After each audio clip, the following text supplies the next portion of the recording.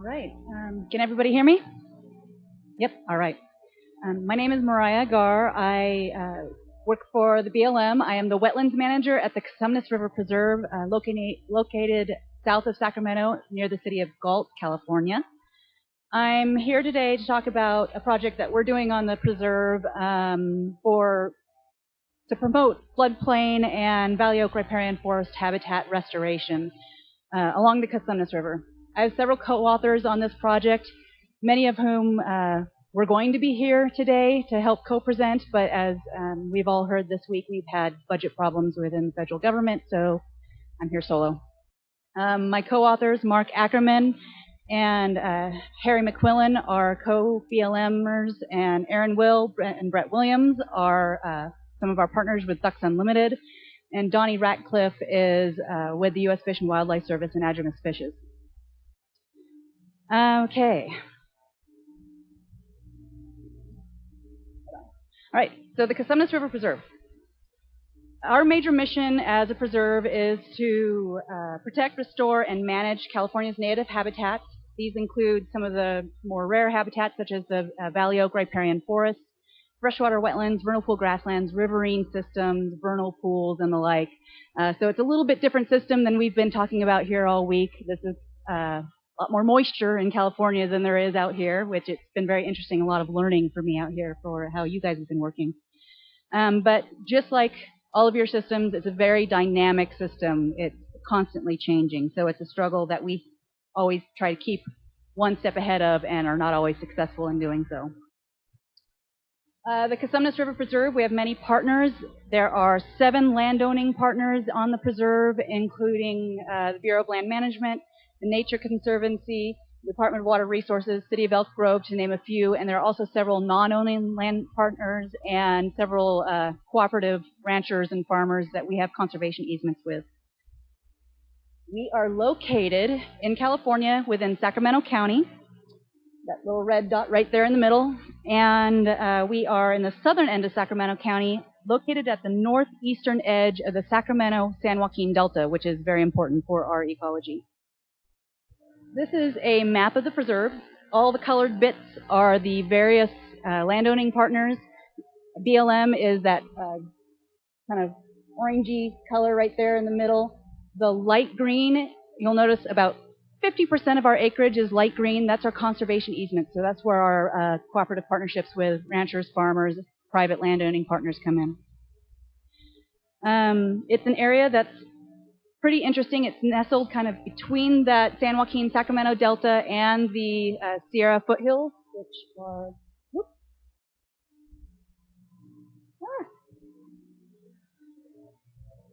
which way is way back? There we go, got it. Okay, Sierra foothills over here, Delta over here, and we're spread across the middle. And we are south of Sacramento, north of Lodi and Stockton, east of the Bay Area, and we are intersected and bisected by 2 major interstates, so I-5 and 99. So it's a very complicated system. It's got this urban, agricultural, rural interface that we've got going on. It's also right here at the heart is the confluence of the Cosumnes River and the McCollum River, which feed into the Sacramento River, which feeds into the Sacramento and San Joaquin Delta, part of the Bay Area. Now, before I start talking about our project, I want to give you a little bit of background and history on the Sacramento Delta. Sure, I'll hold the mic, sorry. A little history about the Delta. It is a tidally influenced area, of course, because it is the Delta to the San Francisco Bay Area. It historically was very branched with the rivers forming marsh islands. The Cosumnes River itself, which is the most important aspect of our preserve, was spread into numerous distributaries that branched and were very sinuous upstream of the confluence with the McCollum River. The tidal floodplain area of the Cosumnes River includes the portion of the river with the confluence of the McCollum, and it goes upstream to the first major county road, which is the Twin Cities Road in Sacramento. That whole area is the very tip top of the tidal influence of the Delta. So we actually get freshwater tidal influence within this lower portion of the preserve. Now, to give you a little bit of historic background as to what the delta looked like, this is a map of the Sacramento Valley in 1848. To give you a little context, here is the Bay Area. This is our project area. This is the Cosumnes River, right, going this way. That's Sacramento. Redding, California is up here, which is a good 3.5 hours north of us at the preserve. And this whole area, the delta, here's the San Joaquin River and the Sacramento River. This is all mapped halfway up the Sacramento Valley as marshland. That's 1848. The sink of the Cosumnes, this is where the Cosumnes River is coming down and meeting in with the McCullummy River, and down here is the Sacramento River. You'll notice that in 1859, there's all these branched sloughs and distributaries. It's a really complicated system in these tule marshes, and here the red star indicates our project location that I'll be talking about in a minute. Now, what happened to the delta? This is a map from 1959, and it gives you an idea of what we did. Starting basically in the late 1860s to the early 1930s, the delta was reclaimed, otherwise known as converted to agriculture. So all of those branched areas or islands, marsh islands, were levied off and prevented from flooding. And within each island, it became an agricultural area. So it's a very, very rich agricultural area. I'm not knocking it. I come from rice farming background myself. We are a major breadbasket, but it definitely had a huge impact on the ecology of the area. And it is still, for the most part, with a few exceptions, primarily still in agriculture today. So the red star denotes our project area. Here's Sacramento right there, and there's Stockton, Antioch, which is a lovely little town on the way to the Bay Area. Okay. So that's a little bit of background on the Delta. A little bit, we at the preserve know that the Delta has been really modified. We've lost a lot of really vital habitats, from wetlands to those marshy areas to a lot of our riparian forest. So the preserve has had, as I mentioned, a major goal of restoring, retaining, conserving those rare sensitive habitats. So over the years, there have been several projects that have, on the Cosumnes River, that have helped regain some footholds in those particular habitats, particularly riparian floodplain forest. This all started back in 1995. There was a accidental levee breach right here. Wasn't on purpose. We had high water. The levees are just pushed up sand levees, so it breached. And a big, huge sand splay came in. It was an area that was farmed, and the farmer at the time decided sand splay, not good to farm on. You can't keep water on it to irrigate the tomatoes that were being grown at the time. So he decided to just go around it. He avoided this area right there. And they fixed the levee. So you notice there's no breach right there. And all of a sudden, trees started sprouting up on the sand splay. So we call that the accidental forest. It was, whoops, levee breach, trees showed up. That triggered something for us. So the preserve continued down the road and actually did a few more levee breach projects that were on purpose. In 1995, we did a levee breach right here. In 1997, we did a levee breach right there. A couple different projects. To take a look at it, this is the accidental forest right here a couple of years ago. And you'll notice it's a nice, healthy triangle of riparian forest. So in 1997, we did we said, okay, good idea. Let's breach the levee. Let's see if we can repeat that process. And so they did. And there was a huge flood in 97. And we got this phenomenal sand splay developed right there. And we we didn't fix the breach, we kept it, but the river fixed it for us. It built up a little natural sand levee. And there are trees developing at a wonderful rate on this sand splay right here.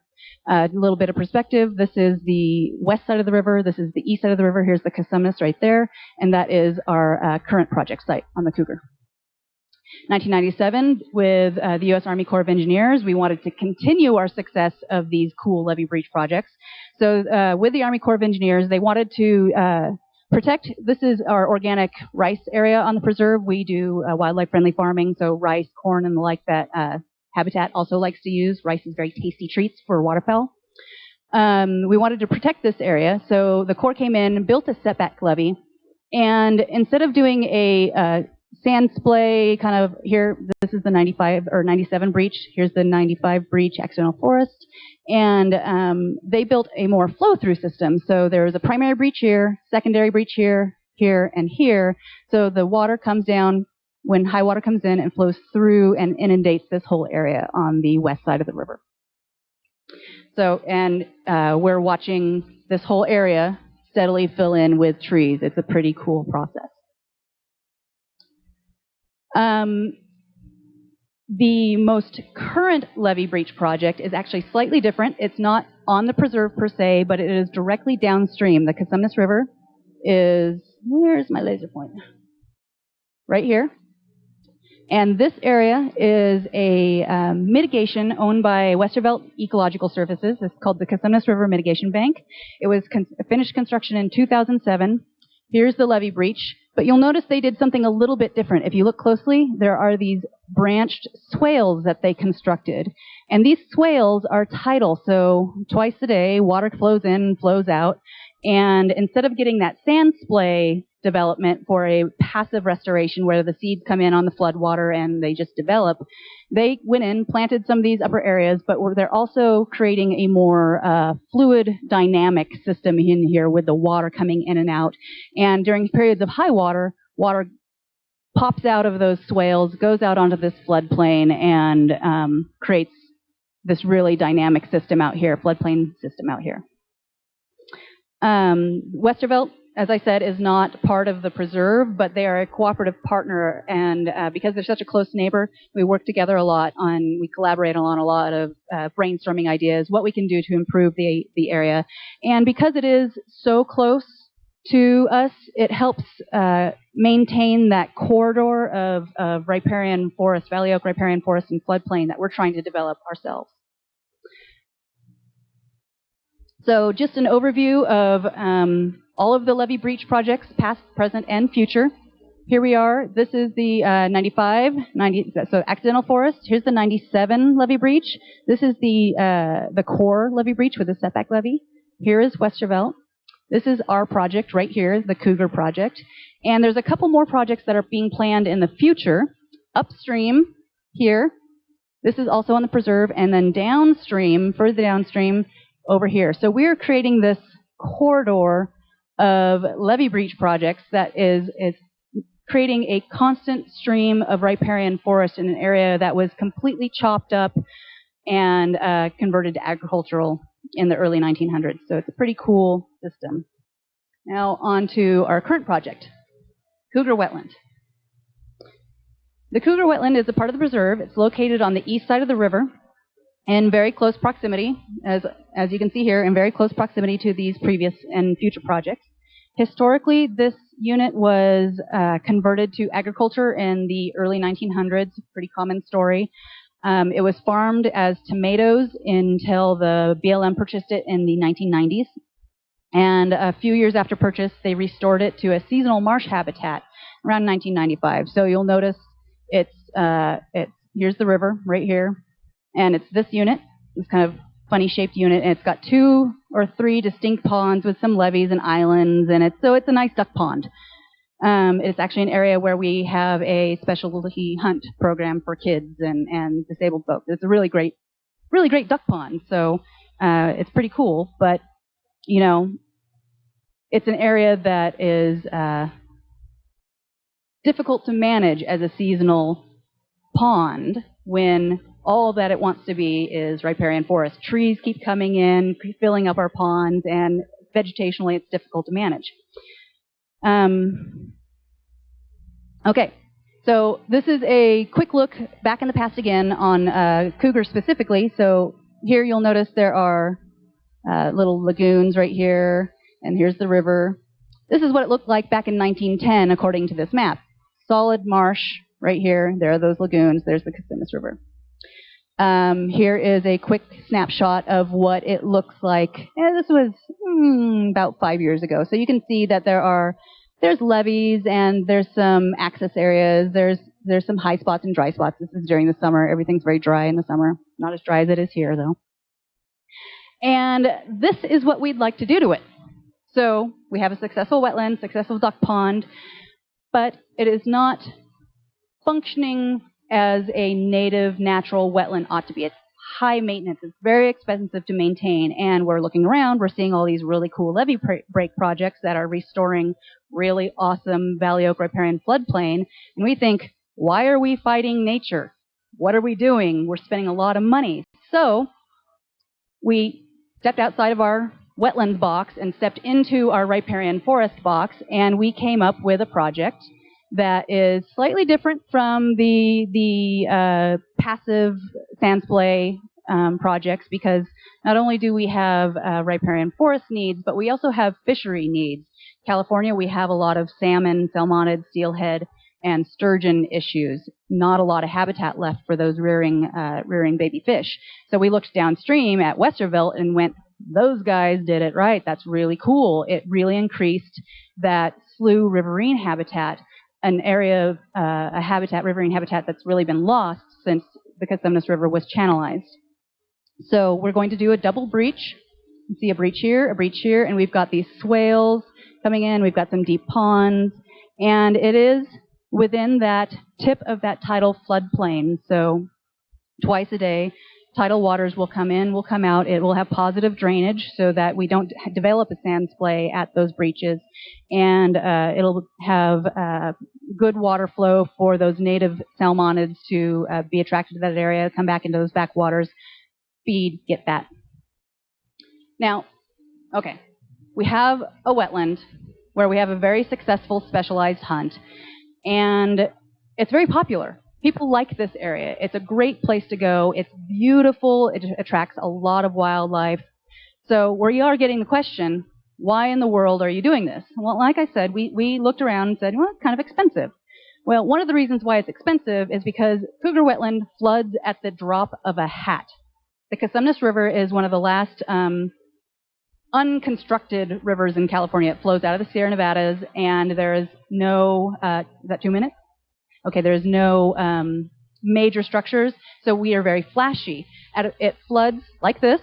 This is the road into Cougar right here. Floods like this at as low as 2,800 CFS. Happens several times a year. And when this happens, it makes it very expensive. You have to go back in, you have to do land, you have to move soil around, you have to go remove all the vegetation that is encroaching in because it loves those high flashy waters. So it's very difficult to manage as a seasonal wetland. And if you'll notice here, it's all very dense riparian forest. And the area that is not dense riparian forest, the area of Cougar that we are managing as a wetland. With our project, if we switch it over to this riparian forest, we expect to increase 1.4 miles of slough channel habitat with those swales. We're going to restore 154 acres of Valley Oak Riparian Forest floodplain, and it's going to immediately be available habitat to those increasingly challenged species that we have, water fish species that we have in California, ball run Chinook, Central Valley steelhead and the like, green sturgeon, white sturgeon. So, why are floodplain riparian forests important to fish? That's kind of a funny question because fish don't use trees, right? Well, this is a picture taken on the preserve by a man named Carson Jeffries. And he did a really cool study where he took these are salmonid, there's fall run Chinook salmon. He took caged salmon and he put some cages down within the river, and when it flooded, he put cages in the floodplain. And these fish, after spending 54 days in their respective habitats, he took them out, measured them, and you can see a distinct difference in those fish that were raised in the river, reared in the river, versus those fish that were reared on those floodplains.